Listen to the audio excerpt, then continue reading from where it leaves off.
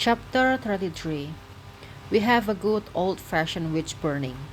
It's us. We're the witches.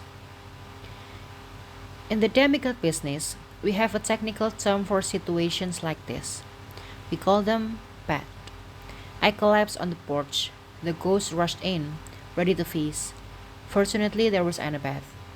That sentence describes a lot of my life, actually. She lunged, snatched the fallen torch before the flames could gutter out completely, and positioned herself between me and the dead. Get back! She yelled. Begone! She crossed the torches in front of her, the way Hicket had done in Eudora's waterspout. The spirits crashed against the edge of the torchlight and reeled backward, hissing and howling, but they didn't disappear. They raged through the front yard, rattling the fence, then zipped up and down Gramercy Park West with such force they shook street lamps and peeled flagstones off the sidewalk. Annabeth muttered, Why aren't they going away? That sentence also describes a lot of my life. I was too worn out to respond. Maybe we'd messed things up by passing the torches between us. I tried to get up, but my chest hurt. My arms were lame spaghetti. No valiantly tried to help me by tugging at the hem of my jeans, but it was no use. Grover, Hecuba, and Gale rushed to join us on the porch, because that's where all the cool kids who didn't want to get eaten by ghouls were. Not good, not good, not good, Grover fretted. What do we do? Gale barked and ran inside the mansion, though this seemed like a bad time for a chicken carcass break. Hecuba stood her ground, growling at the blizzard of ghosts. We're going to die, said the lion door knocker. We'll be fine, said the horse. I'm gonna stick with soup waffles, said the dog. For the moment, the torchlight seemed to be keeping the dead at bay. They tore up the street and ripped limbs off the trees in the park in frustration. But the manse itself appeared to be within the protective radius of the blue fire. We needed to keep it that way. Whatever else happened, we couldn't let the ghosts wreck the mansion and undo all our hard work. Okay, all their hard work, but still. They're getting heavy. Annabeth's arm shook under the weight of the torches. I don't know how much longer I can keep the ghosts out. Kale re-emerged from the mansion, dragging a bandolier of little glass vials behind her. She dropped them at Grover's feet and chittered awkwardly. She says you both need this. Grover fumbled with the vials, pulled the stopper from one, and dribbled the contents into my mouth. I worried I might turn into Octopus Boy again, develop beast breath, or go full flaming purple armadillo. But I wasn't in any shape to protest.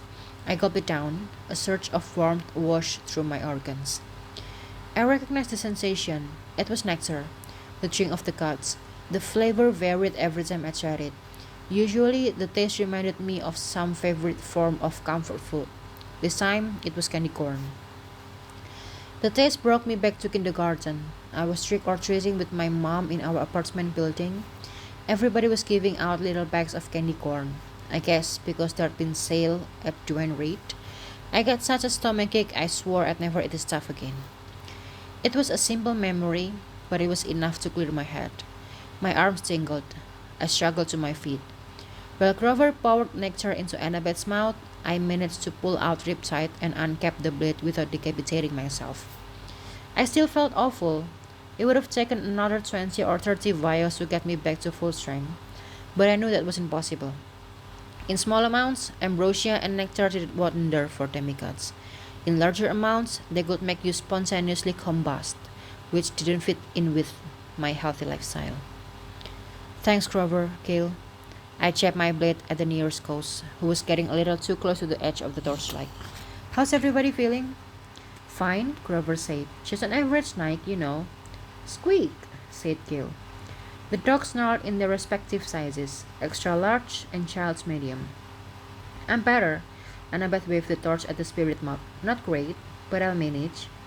Years ago, when she'd been Atlas' prisoner, she'd held up the sky for much longer than I had.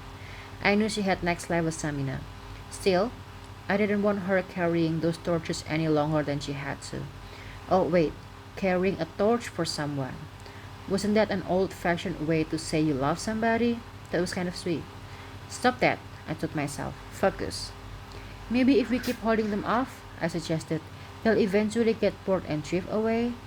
Annabeth frowned. Until when? Morning? It just got dark. I'm trying to be optimistic here. The ghosts attacked. In wave after wave, they threw themselves at the circle of blue light. Each time one got close to the flames, the spirit disintegrated, only to reform at the far end on the yard. Great, they had multiple lives. Why didn't I have multiple lives? So far, the torches were keeping them at bay, but the ghost kept trying. With each assault, Annabeth flinched and swayed like she was weathering a gauntlet of punches. Hecuba barked. She says the lead ghost is holding them together. Grover told us. They won't leave before they've broken through. So we didn't stand off, I said. Time is not on my side, Annabeth warned. The torchlight was already starting to dim and cool. Her hair picked up streaks of gray from the lake, like she was aging before my eyes.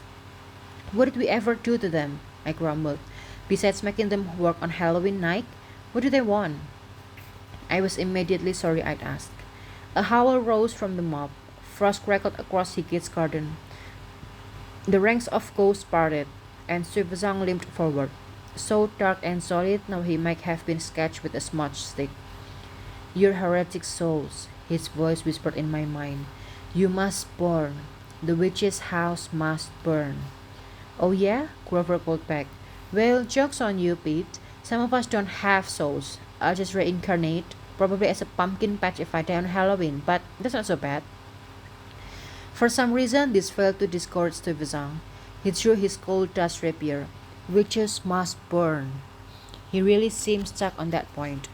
I was starting to think that raising a dude from the 1600s to rebuild the manse might not have been the best plan. "This isn't just any witch's house," I said. "This place belongs to Hecate, the goddess of magic. You're messing with the wrong real estate." The ghost shrieked in outrage, nearly rupturing my eardrums. The spirits swirled together into a massive funnel cloud of ice and dust, and then splintered off in every direction. Whips of ghostly gray racing into the night. Even Piglet Pete disappeared. The yard fell silent except for the crackling of the torches. You think they gave up?" I asked. Somewhere down the block, a scream cut through the night. A car honked. Metal crunched against metal. "Nope," Annabeth gasped. "Nope," barked Nope. When the ghosts came back, they were wearing upgrades. Some shambled along in piles of garbage that formed vaguely human shells of plastic bags, aluminum cans, tattered blankets, and fast food boxes. They would have gotten solid grades on Sotnik recycled clothing project. Other ghouls had apparently ripped the costume of unsuspecting trick-or-treaters. I spotted characters from Star Wars, some superheroes, pretty princesses, and a whole bunch of Mickey and Minnie Mouses, like they were on their way to work the crowds at Times Square. It was horrifying. Even worse, trailing behind the trash and costume ghosts were actual living people. They moved like they had forgotten how to operate their own bodies. Parents and kids lurched along, hissing in Dutch. They were joined by taxi drivers and bike delivery guys. And the back of the horde, a police officer mounted on a black horse.